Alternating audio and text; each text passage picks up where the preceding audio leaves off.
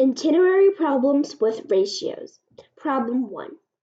So first we need to talk about what is an itinerary problem. So before this, there was catch-up problems, there was meet-up problems, there was all sorts of those problems about movement.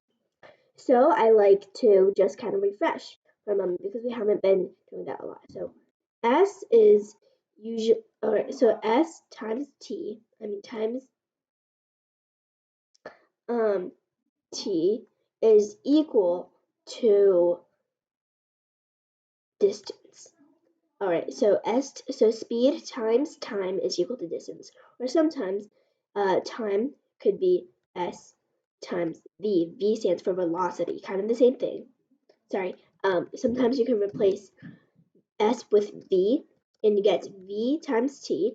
S and V are kind of the same thing. S is speed, V is velocity, and you also get distance. And two other equations I like to memorize is if you have the difference in distance, and then that's equal to your difference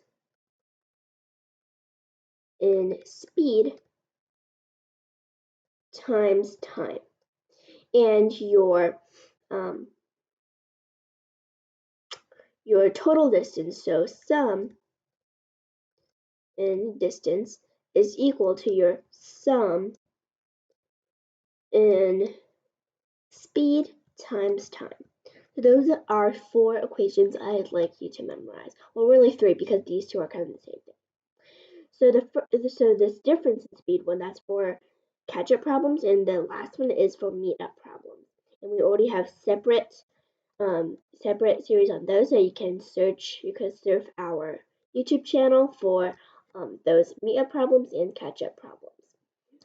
So, itinerary problems, we already covered what that is, basically problems with movement. Now we have ratios. So, in a lot of these, we're going to be using ratios to solve these problems. And of course, there are many other ways like functions or drawing sketches, but ratios is the skill we're working on today. Abbie and Bianca are racing the 100-meter dash, assuming they run at constant speed. When Bianca had ran 90 meters, Abbie was 25 meters from the finish line. So does this mean that she only ran 25 meters? No, she was 25 meters from the finish line. And when Bianca finished the race, and remember it's the 100-meter dash, so it basically is saying when she ran 100 meters, how many meters did Abbie run? Now over here we don't have any speeds, we don't have any times. We just have the distance they ran.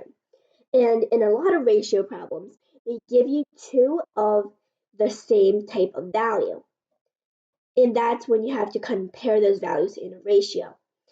So it's not an equation because there's nothing for you to multiply or divide or add or subtract. It's just comparisons. So Bianca to Abbie, let's compare them. Well, that's 90 meters to 25 meters. And if we simplify that, we get, over here we get 18 to 5. 18 to 5. So if Bianca finished the race, and so we would have to get 100 to that, how many meters did Abbie run? Well, we can divide, 18 times what equals 100? 18 times 118ths equal 100, right? And then we can multiply that same fraction with 5.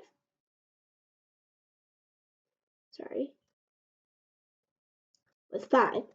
But first let's simplify this. So this becomes 50, this becomes 9, and then it's equal to 250 over 9. And don't worry, you can either turn it into a mixed number, but you can also just leave it in improper form, just like this. So 250 over 9. So the answer is 250 over 9 meters. That's your final answer.